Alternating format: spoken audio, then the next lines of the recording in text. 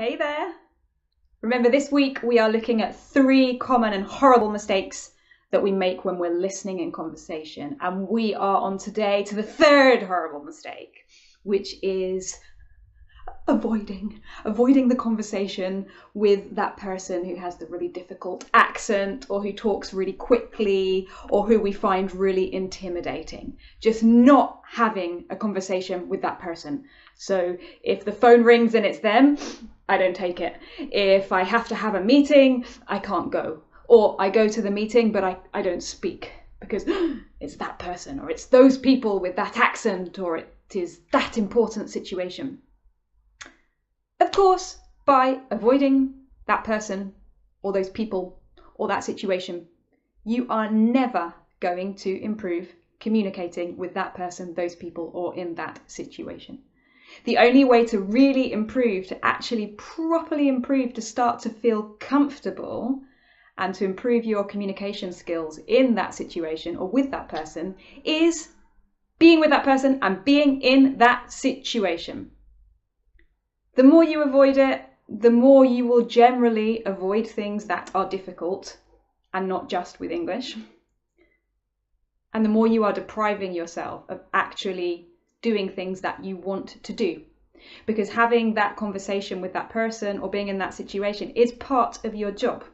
This is what you do. So you need to have that conversation and you need to be with those people. Even if it is uncomfortable sometimes. It will be uncomfortable sometimes.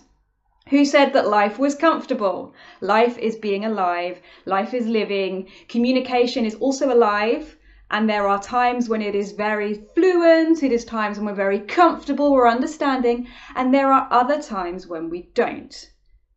If we really want to do our jobs, or we want to start a project, or we want to get some new clients, and that means communicating in English and sitting with a difficult accent or with someone who we don't understand very well to begin with, then that's what we need to do.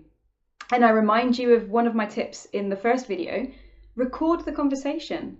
So if it's very difficult to understand them, you can practice listening back to the conversation. And in any case, from the beginning, you can be authentic with them, so that you create the connection with whatever words and whatever vocabulary you have, because they are only 7% of the communication. The rest is coming from everything that is inside of you in that conversation.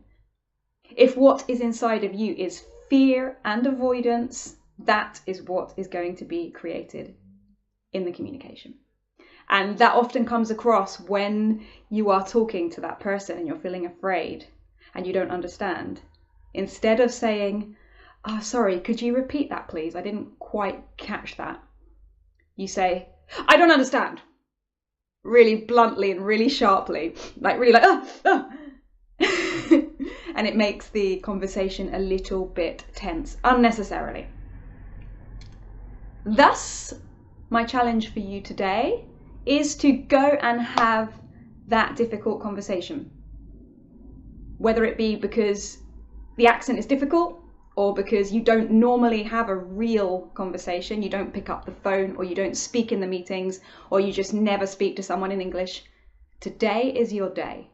Go ahead and just do it. Have a wonderful day, and I will speak to you very soon. Bye-bye.